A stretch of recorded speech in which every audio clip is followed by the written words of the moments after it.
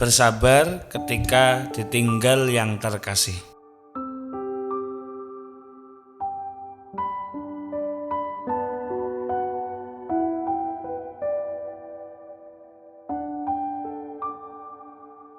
Assalamualaikum warahmatullahi wabarakatuh. Teman-teman sekalian, kehilangan seseorang untuk selama-lamanya memang menjadi sebuah hal yang sangat menyedihkan. Bagaimana tidak, mereka yang selalu ada di kehidupan kita pergi dan tidak akan pernah kembali. Tentu bayang-bayang rindu akan menyelimuti kita yang masih merasa sedih karena kehilangan seseorang tersebut. Dalam hidup, setiap orang pasti pernah merasakan kehilangan yang membuat tiap momen terasa begitu haru. Apalagi bagi para orang tua. Mungkin tidak ada ujian yang lebih berat bagi orang tua daripada harus kehilangan anaknya tercinta. La haula wala quwata illa billah. Teman-teman, mungkin kalian pernah atau bahkan tengah mengalami rasa ini. Bersabar ya. Bersabar memang tidak mudah. Percayalah, Allah Subhanahu wa Ta'ala memberi semua ujian ini karena telah mengukur bahwa kita mampu untuk melalui ini semua. Bersabar memang tidak membuatnya kembali, tetapi yakinlah dengan bersabar Allah Subhanahu wa Ta'ala akan memberi banyak pahala dan menyiapkan pengganti yang sebaik-baiknya. Dalam sebuah hadis, Rasulullah SAW bersabda menyampaikan hadis qudsi dari Allah Subhanahu wa Ta'ala. Ma li abdil mu'mini indi jazaa'un idza qabattu safiyahu min ahli dunya summa ihtasabahu illal jannah. Yang artinya, tidak ada balasan yang layak bagi hambaku yang ketika ditinggal orang yang ia kasihi di dunia, kemudian ia bersabar, kecuali surga baginya. Hadis riwayat Al-Imamul Bukhari.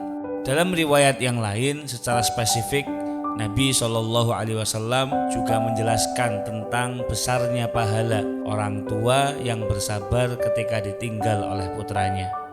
Beliau bersabda, "Idza mata waladun li 'abdin, qala Allahu 'azza wa jalla li malaikatihi, qabattum walada 'abdi?" Fayaquluna na'am, fayaqulu qabattum samrata fuadih, fayaquluna na'am, fayaqulu madza qala 'abdi, fayaqulun hamidaka wastarja'a, fayaqulu ibnu li 'abdi baitan fil jannah wasammuhu baital hamd. Yang artinya, ketika seorang anak meninggal dunia, Allah Subhanahu wa Ta'ala akan berfirman kepada malaikat, "Wahai malaikatku, apakah kalian mencabut nyawa anak dari hambaku?" Malaikat pun menjawab, "Iya ya Allah." Kemudian Allah melanjutkan firman-Nya, "Ketahuilah wahai malaikat, kalian telah mencabut buah hatinya. Apa yang hambaku katakan ketika ia mendapatkan musibah ini?"